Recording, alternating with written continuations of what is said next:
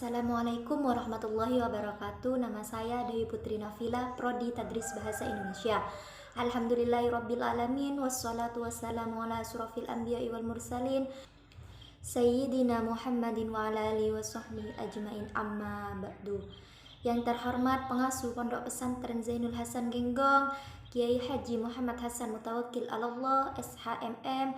Yang terhormat Rektor Universitas Islam Zainul Hasan Genggong, Bapak Dr. Abdul Aziz Wahab BAMAG. Yang terhormat Dekan Fakultas Tadris Umum Ibu Wahyu Lestari MPD. Yang terhormat Kaprodi Tadris Bahasa Indonesia Ibu Maufiratul Hamdiah MPD. Yang terhormat dosen pengampu mata kuliah Psikologi Pendidikan dan Pembelajaran Bapak Ahmad Ilzamul Hikam MPD, serta teman-teman yang saya cintai. Baik, di sini saya akan mempresentasikan mengenai kejenuhan dan kesulitan belajar. A. Kejenuhan belajar. 1. Pengertian kejenuhan belajar.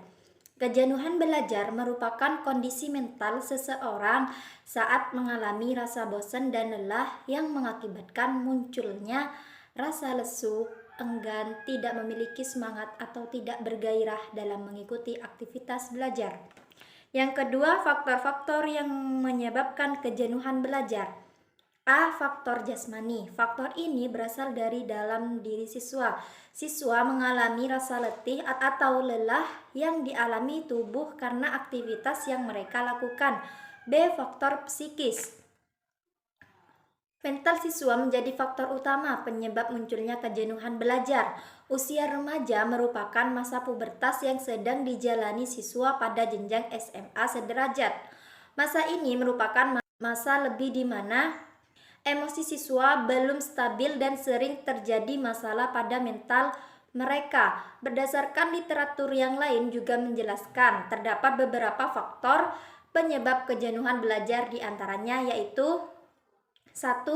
Cara atau metode belajar yang tidak bervariasi. 2. Belajar hanya di tempat tertentu. 3. Suasana belajar yang tidak berubah-ubah. 4. Kurangnya aktivitas rekreasi dan hiburan. 5. Adanya ketegangan mental yang kuat dan berlarut-larut pada saat belajar. Yang ketiga, mengatasi kejenuhan belajar. A. Menerapkan metode pembelajaran yang bervariasi. B. Melakukan pendekatan kepada peserta didik. C. Melakukan evaluasi pada tiap akhir pembelajaran. Selanjutnya B. Kesulitan belajar. 1. Pengertian kesulitan belajar. Menurut National Institute of Health bahwa kesulitan belajar merupakan adanya hambatan atau gangguan dalam belajar anak sehingga mengganggu suatu tujuan belajar yang harusnya dicapai karena kesenjangan taraf inteligensi dan kemampuan akademik. Yang kedua, ada faktor-faktor yang menyebabkan kesulitan belajar. A. Faktor internal.